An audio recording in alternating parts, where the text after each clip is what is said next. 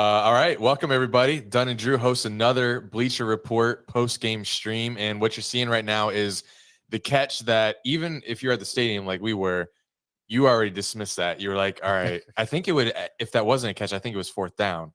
So they're either going to go for it on like 4th and 6 or whatever, but we were just as surprised as you were if you were watching at home that was considered a catch. That is the There's quickest. No way. Yeah, we're still watching and we're like, Calvin Ridley's feet move at lightning speed. The fact when they slowed that down and showed us that, first of all, Trevor getting that off under pressure like that, and then the fact that he has someone this year to throw to like Ridley, I know it's preseason, you don't want to overreact, but like we're overreacting. Yeah, we're overreacting. Even from the first stream, we were overreacting, and it's still holding true. Yeah, it is. I think we averaged 25 or so points in the first 2 games. And we were expecting the starters to be in this game for the first whole half, and we got them for like a quarter and a half. But even then, they were moving the ball at will, as you said earlier. They were moving the ball with anything they wanted to do. And what I said last stream, scoring 40 a game, I think that solidifies it in this preseason game. Even if it is preseason, I don't care. Until they prove me wrong, what they called a game because of injury tonight, but they were at 31 points with 8.5 minutes left in the fourth quarter. I think we would have scored again. So we're averaging 30 plus points, it looks like, with team 1, 2, and 3 in the preseason. And we're doing things like this where it doesn't look like Calvin Ridley's even making a catch, but somehow, some way they reviewed it and that's still a catch. And I've watched this 20 times over now, and I still don't see his feet in bounds. But it's a catch. How the season is going to go, it's crazy. Then I'm all for it, and I'm happy to be a Jags fan this year. So the first drive, here we go. Welcome to our studio, by the way. Yes, brand new studio, new walls painted. You remember from last year? Can you see the comment? Eric, are you still heated over that person? No, I cooled down. We can talk about that another time on the podcast, but this is strictly for the game that happened tonight. I'll talk about what happened in the stands on Dunn and Drew podcast. We'll talk about that at some other time, but we're here to talk about the game tonight, or you can DM me if you want more information. So the first stream we did on we were both virtual. We were both remote. Now we're at the Dunn and Drew headquarters, which is where you see us on YouTube. Yes, sir. And our podcast. So we were in attendance. Yeah, we were at the game, and poof, we're here now. I live pretty close to the stadium.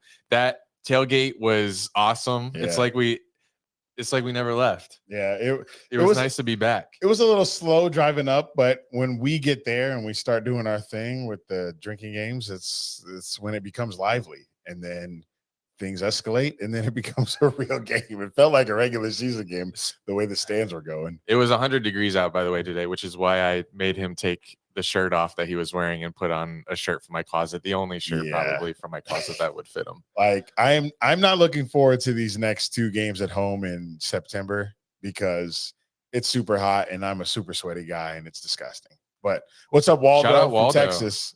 How you doing? Yes, hold us down in Texas. Yeah, we need you. We got a lot of Texans fans on our ass this season, so we need you holding it down. So back to the game. First drive, we were moving the ball at will, which is like the theme of this preseason. I hope it carries over to the regular season. We get down to the literally 1 foot. Shout out Kentucky. Yeah, are we Kentucky, everywhere? Damn, we all over the U.S. Boy, Kentucky, Texas, Jacksonville. Who next? Maine? Give me Maine. Give me Maine. Give me Maine in the comments. So yes, theme of the preseason, moving the ball at will, and that happened on the first drive. Oh, South Carolina. Let's go. Keep it going. Keep it going. Let's go. Keep it going. You Columbus. Let's go. Ohio State, I don't like you, but let's go. Columbus supporters. Oh, that's a great. Okay. Oh, I get. All right. Should we do the poll now? We'll switch up real quick. We were going to talk about the game. Vermont. Let's go. We got every state in America. All right. Everywhere. All right. So because GRX and because Gramps or something, Gramps, yes, asked us who's our pick for the last wide receiver spot. Oh my gosh, we're gonna leave the last wide receiver spot up to y'all. So because we made a poll ahead of time for this question. Okay, so I'm gonna send it.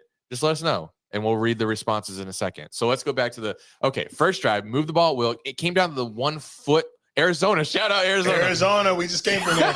Bro, why are we all over the US? I know, it's crazy.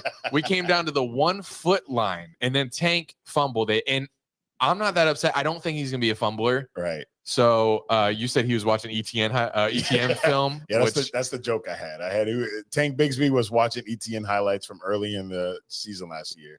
That's why he fumbled. Shout out Las Vegas. But Tank Bigsby got as many carries as ETN in this game, and he had more yardage.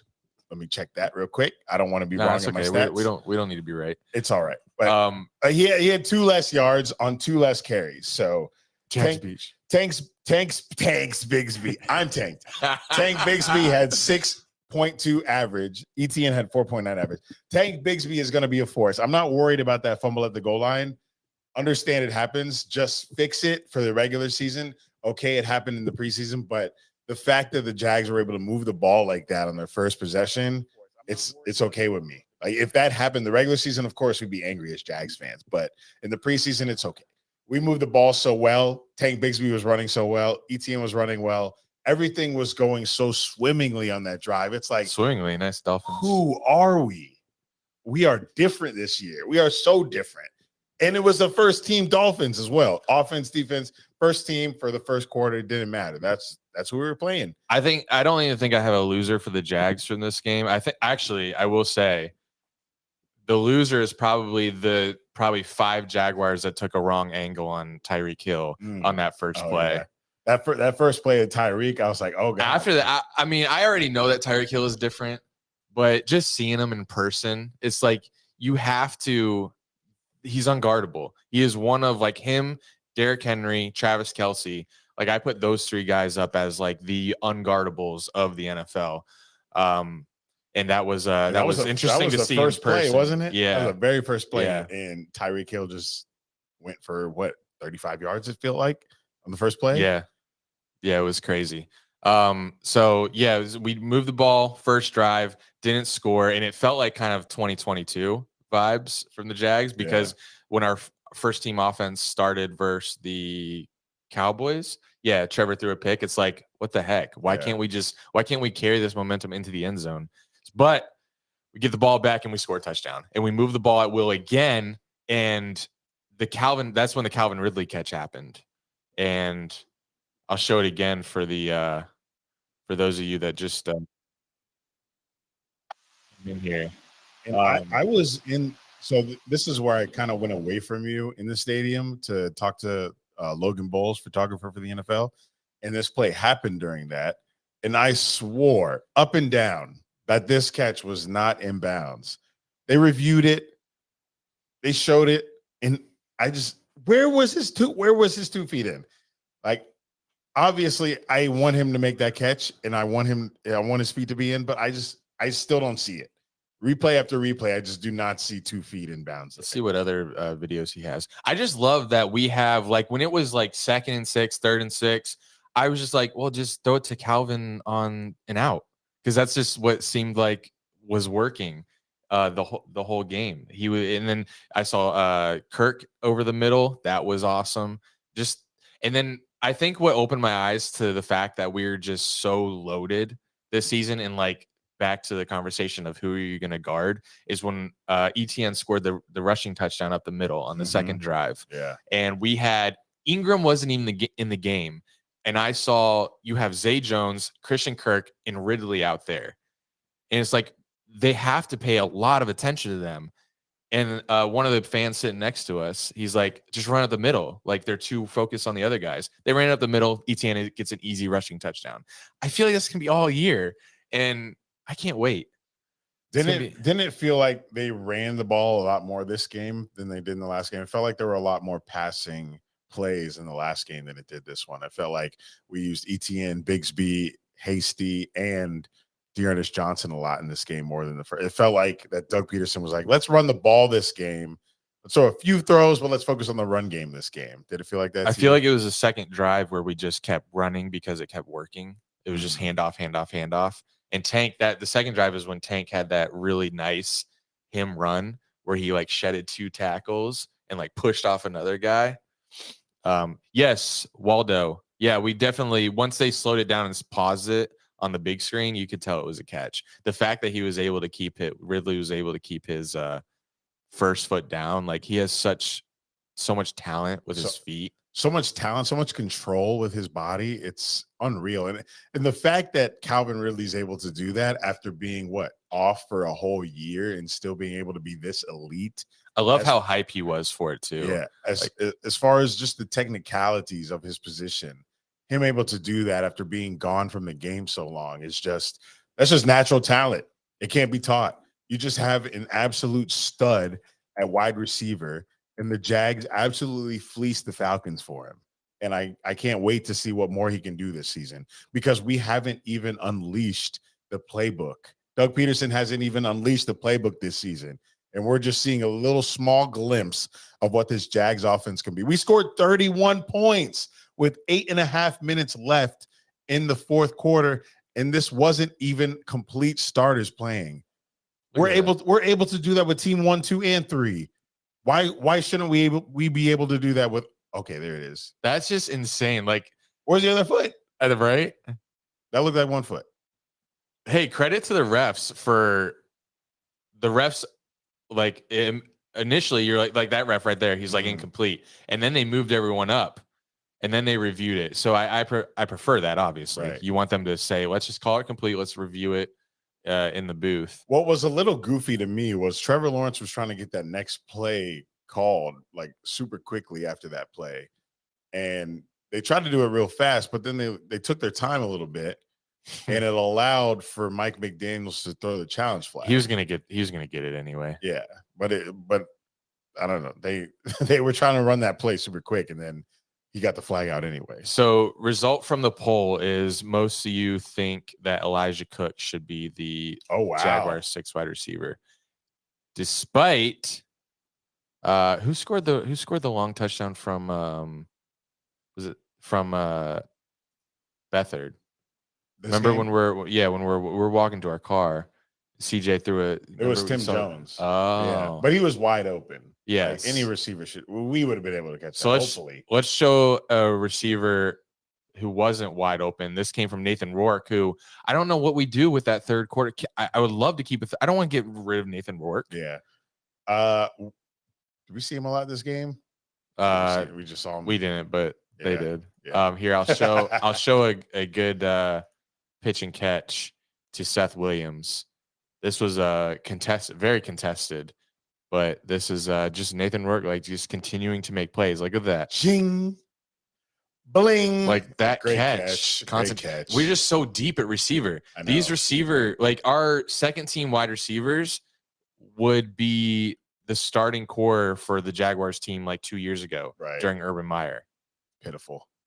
It's going to be tough to see these receivers be on another team.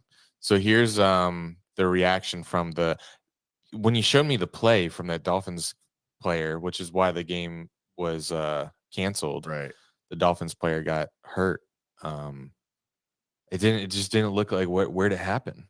But I have to watch it again. This happens a lot in the NFL, doesn't it? Because we see a lot of plays and the player just stays down on the field and it's a serious injury. But in real time, it doesn't look like it was that big of a hit or that big of a collision. And it's just more serious than it is. But when I showed you that play, if we can find it, it didn't even look like it was really hit. I think he collided with the ground, and that's what took the wind or gave him a concussion or whatever it was. I haven't seen anything that actually diagnosed him with an injury, but maybe the chat can tell us. But it didn't look that bad. It never did. Even with DeMar Hamlin's injury, it didn't look that bad. But like right when he got hit, there was a crazy, like I forgot what it was called, but like his heart it stopped right as he got hit. It was just insane. Died? But no. There was like a term they called it, but this was kind of the same thing. He was doing a route. He didn't really get hit. He fell to the ground and then he just stayed on the ground. So it had to do something with his helmet hitting the ground, but it was insane. And I hope that he's okay, because this has happened a lot more in the NFL. We've seen over and over again. But there was a point in this game where the Dolphins back-to-back plays were interceptions by two Jaguars rookies. The first one was Eric Hallett, who we've had on Dunn and Drew. Check that out. YouTube.com/Dunn and Drew. And then the second one was from I don't know. Sierra Abdullah. Yes. Yeah. That was it was thrown right to him too. Yeah. I mean, it's a great play call, which I sometimes make fun of dropping like Josh Allen into coverage. Can we see the Yasir Abdullah interception? It was out there because I want to see if he dropped back in coverage or if it was actually. This is not. You have to put his last name too. Abdullah. 2 L's. Yeah, we'll see. I don't think we're gonna get it. I don't think I spelled highlights. it correct. I don't think I No, that's spelled it. Correct. Is it? Yeah, that is how you spell it. All right. I'm sure the Jaguars account would have it. But they threw it right to him, and I wanted to see if he dropped back into coverage or if that was. Whether he was like pretending to blitz. Right. Yeah. What is this play? Oh, I didn't see that. Oh, yeah, we did. Dearness Johnson. Let's talk about our three-headed monster in the backfield. I saw a Titans tweet that said the Titans had the best trio running back in the NFL. And I was like, are you kidding me? Have you not been watching the Jags in the preseason? Clearly not. ETN, Bigsby, what a pick. What a pick out of Auburn. Tank Bigsby. That just goes to show you don't take running backs in the first round. And I didn't even watch the SEC much last year. And I had to do a lot of research on Tank Bigsby. But a lot of my research came from training camp. And I could just tell in training camp he was a monster. And he's showing that in the games as well. But I thought the biggest sleeper pick that we picked up was Dearness Johnson. Because he got his opportunity in the Browns when Kareem Hunt and Chubb went down, and he had that one game where he had like 100+ yards rushing, and he's always been a factor in the run game in the NFL. He's just needed his opportunity, and I think he's going to get his opportunity on this Jags roster. And we know injuries happen. Injuries are inevitable. It's the NFL, hard-hitting league, big grown men playing a very tough sport. ETN goes down, Bigsby goes down. Dearness Johnson, I'm okay with him starting at the running back position for our team. I'm not worried. We're 3 deep at running back. It's going to be lit. Yeah, it's going to be a lot of fun. This is a savage tweet. So I didn't see how. So that corner obviously bit heavy on that Tim Jones touchdown. We just like what a great catch. What receiver? It was right in his pocket. Excuse me. That I'm not gonna say, I can't say brand of alcohol, but that's definitely hitting in your sternum right now. Yeah, that is. I need some food. Like, man, our offense can be so much fun. Disgusting. I just posted another poll. If you could draft one Jaguars player on your fantasy team this season, who would it be? Who would you take? I would take Calvin. After watching this game, after seeing that like Calvin was like Trevor's safety blanket for like third down out routes, or like the play where Calvin got that incredible catch where Trevor had pressure in his face, he just threw it up to Calvin. It's like, come on. He's going to be special. Would you say Calvin Ridley is going to be like the safety net that Justin Herbert has with Keenan Allen on third downs? Because Justin Herbert to Keenan Allen on third down is like one of those automatic duos like Rodgers. I don't know because like we saw another third down play to Christian Kirk. Maybe it was fourth down to Christian Kirk over the middle. They had a cute little design where they freed up Christian Kirk over the middle. It's like, man, here you go. Here's the Yasir Abdullah pick. I love when they're NFL players and they post the highlights and like call them out. I love that. It looks like he was probably standing at the line. It starts after the ball was snapped, but he comes out here. That's crazy that he probably saw the edge rusher and he's like, oh, okay, I can get it past him. But he threw off his back foot, and you have to credit him, right to him catching the ball. Man, I love him. He's been amazing. This preseason. Awesome guy. I hope he kind of has the impact. I mean, I know Yannick Ngakoue had 10 sacks his rookie season, but it kind of reminds me of that like instant impact. He led the what division is that? The conference. That is ACC. He led them in sacks last year. So. Yeah, but when you take a guy like that leads a conference in sacks, someone like me, a casual who doesn't know every single conference, who doesn't really pay attention to drafts. Like I see this guy getting drafted. All I know is that he's a guy that comes out of Louisville.